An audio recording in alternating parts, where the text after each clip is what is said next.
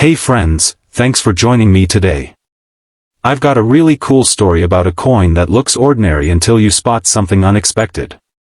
It's a penny from 1972 made in Philadelphia, one of billions stamped that year, with Abraham Lincoln on the front and the Lincoln Memorial on the back. But there's a rare mistake on some of them, and if you find one, it could be worth a serious chunk of money. Back in 1972, the U.S. Mint made lots of pennies, over 5 billion across Philadelphia, Denver, and San Francisco. Most of those pennies are just common change, nothing special. But a small number from Philadelphia have a dramatic minting error called a double die obverse. What that means is that during production, the die that stamps the design onto the penny got hit more than once, but slightly off. So when the coin was struck, some letters and the date appear doubled, like Liberty, In God We Trust, and the numbers in 1972. It looks like the letters had a shadow or a twin right beside them, and it's visible even without a magnifier. Technically, only about 20,000 of those double die pennies were made, out of almost 3 billion. So while that number might sound big, it's tiny compared to the total. And since then, many have been lost, worn, or just mixed into jars of change. Today, finding one in decent condition is rare, especially one that still shows that doubling clearly. Now, what those pennies are worth depends a lot on how nice they are. If you're holding one that has wear and looks used, you might still get a couple $100, way more than its 1 cent face value. If it's uncirculated and shiny, the price jumps up. Coins in mint state, grades like MS-63, might sell for $1,500 or more depending on the color quality. Color matters, and collectors talk about whether the penny is brown, or red. Brown cents have changed color over time due to oxidation. Those still bright red are rare and much more money, because they've maintained their original look. A red coin in proof quality that's also a double die could go for thousands. In fact, in 2019 one of the highest grade double die red pennies, graded MS-67+, sold at auction for $14,400. That's $14,000 for a 1-cent coin. Condition and color make a big difference. A brown double die penny in mint state might still go for a few $100s.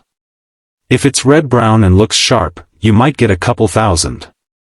A top-tier red in mint condition can reach into the tens of thousands.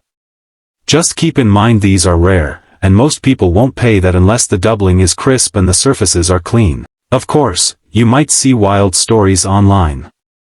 For example, someone said they found a double die penny in storage and it could be worth around $1,600 to $1,700 if authenticated.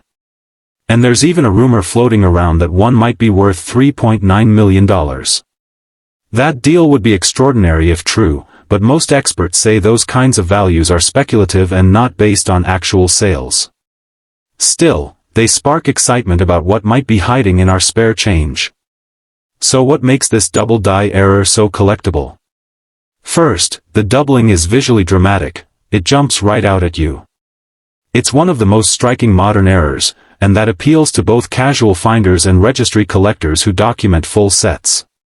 Second, there are still a handful around, but they're hidden. Some might be in old coin folders or rolled pennies, or even spilling out of a jar. That makes the hunt exciting. If you want to look for one yourself, start with any 1972 penny without a mint mark. That means it was made in Philadelphia. Hold it under bright light or use a loupe. Check the top 4, In God We Trust, and the left side 4, Liberty, also the date, 1972. If you see letters or numbers that seem doubled, especially if they're separate and have a little space between them, that's a good sign. The doubling should be obvious, not subtle. Once you find something that looks promising, don't clean it or rub it, you're better off handling it by the edges and keeping its original surface. Photograph it in good light and compare with reliable images or guides. If it looks legitimate, consider sending it for professional grading. Services like PCGS or NGC can authenticate the error, grade the condition, and help determine its true market value.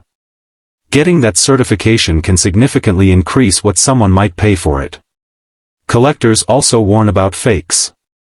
Some people try to replicate the look by scratching or doubling letters manually. A genuine double-die penny has smooth flow lines and consistent doubling pattern. If the doubling looks rough or artificial, it could be fake.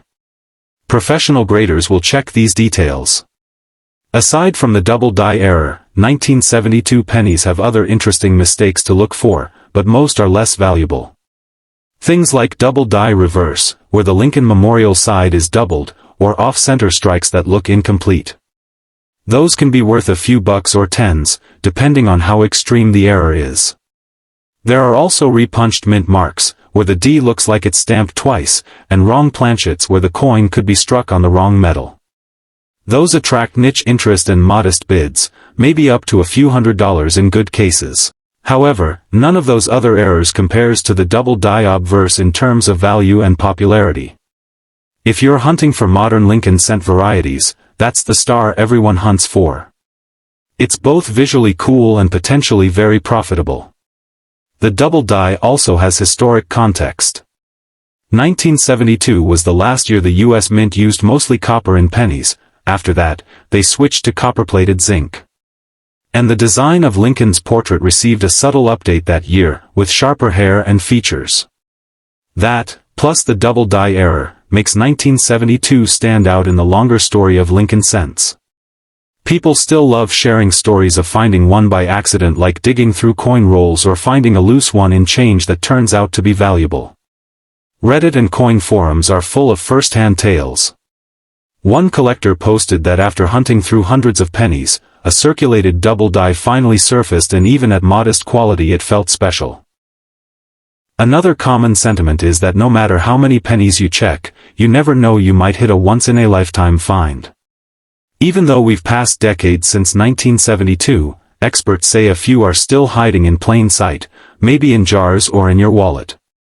Most people don't check pennies carefully, so they go unnoticed. That's why awareness helps. If you catch one, you stand to gain from both the surprise and the cash. If you happen to own a 1972 no-mint mark penny that looks like it might have doubling, treat it carefully, get it authenticated, and keep the moisture and scratches away. The world of coin collecting can take something that looks worthless and show it's worth a lot more, especially when a little detail reveals a rare and valuable story. In the end, this is a tale about what can hide in plain sight. A humble penny, made by the billions, but a rare mistake transformed a few into treasures that could pay off big. That's the excitement of error coin collecting in a nutshell: simple, unexpected, and full of possibilities.